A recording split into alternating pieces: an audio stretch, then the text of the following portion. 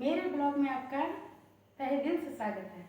मैं हूं आप सबकी नीलम मिश्रा और आज का मेरा ब्लॉग बहुत प्यारा सा ब्लॉग है। मेरी बहू रानी मायके से अब अपने घर आने वाली है, तो राहुल उसकी विदाई कराने के लिए जा चुका है, निकल गया है और मैं किचन में आ गई हूँ उसके लिए खाना बनाने। तो खाना में क्या बना रही हूँ मैं, ये है गुड़ वाली खीर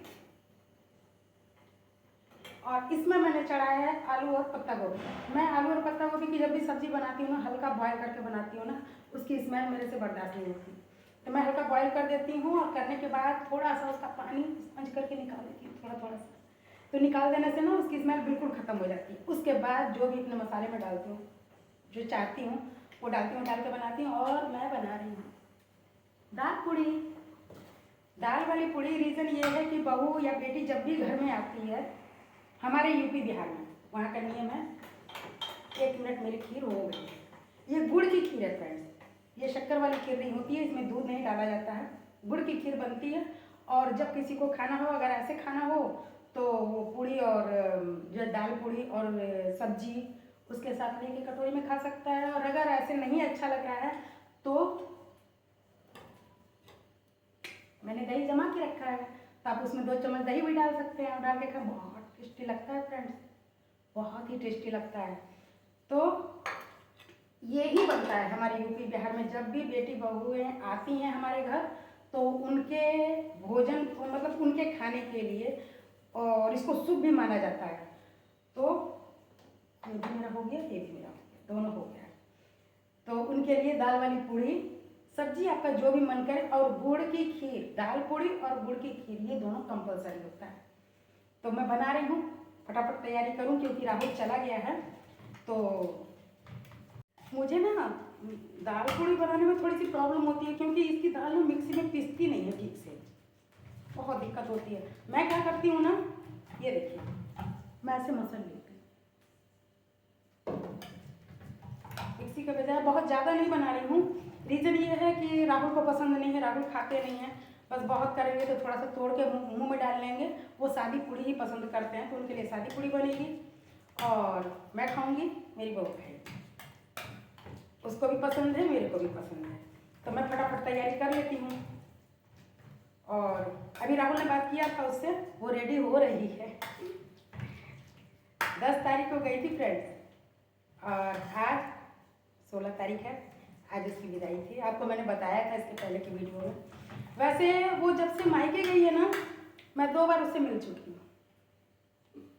एक जिस दिन वो गई थी उस दिन मेरी तबीयत कुछ थोड़ी सी डाउन थी, मेरे पेट में बहुत दर्द था, जिसको कहते हैं नाभि का उखड़ जाना, वो चीज़ हुआ था। शादी उदी में भारी सामान उठाना करना मैंने किया था, जिसकी वजह से मेरे को ये प्रॉब्लम बाद में पता चली। उस समय तक तो थोड़ा बहुत चलता रहा, तो ऐसा लगा कि बहुत ज़्यादा गर्मी है उसकी वजह से हो रही है। लेकिन जब मैं सारे गेस्टों को जब मैंने भेज दिया और फिर मैं 25 को दिल्ली चली गई, दिल्ली में भी वहाँ का कंडीशन आपने देखा, मैंने आपको दिखाया था।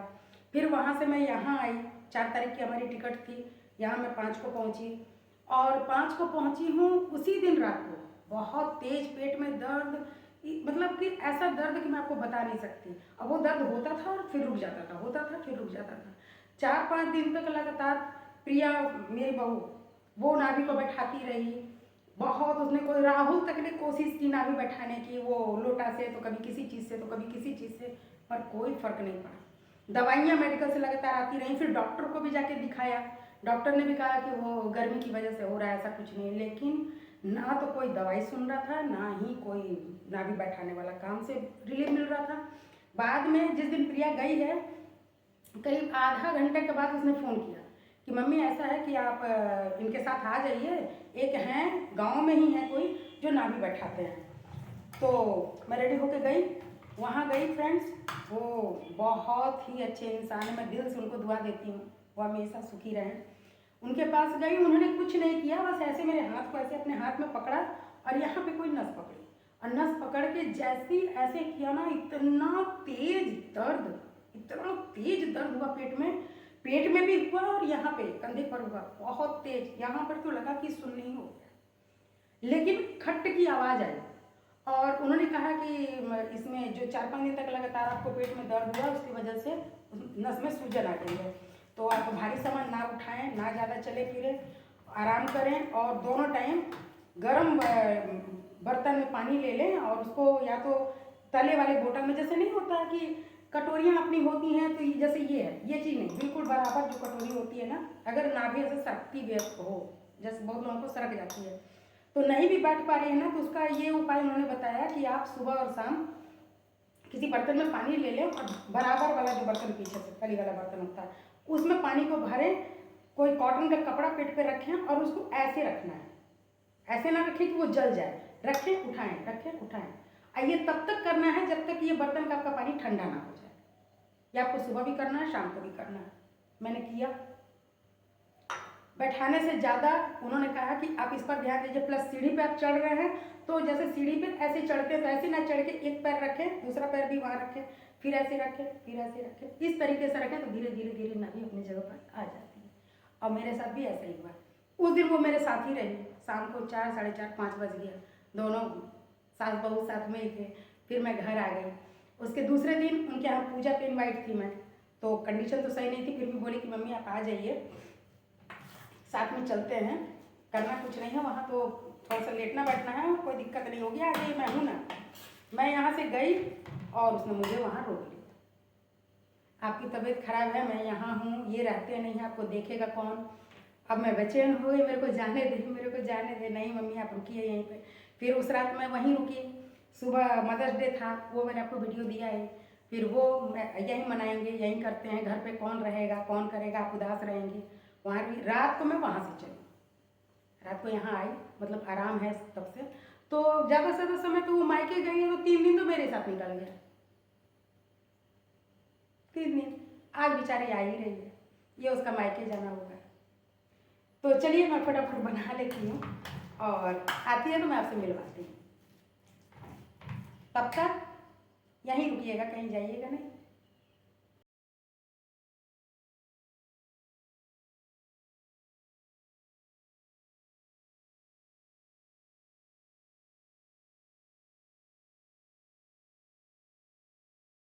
तो फ्रेंड्स ये रही प्रिया, आ गई अपने घर।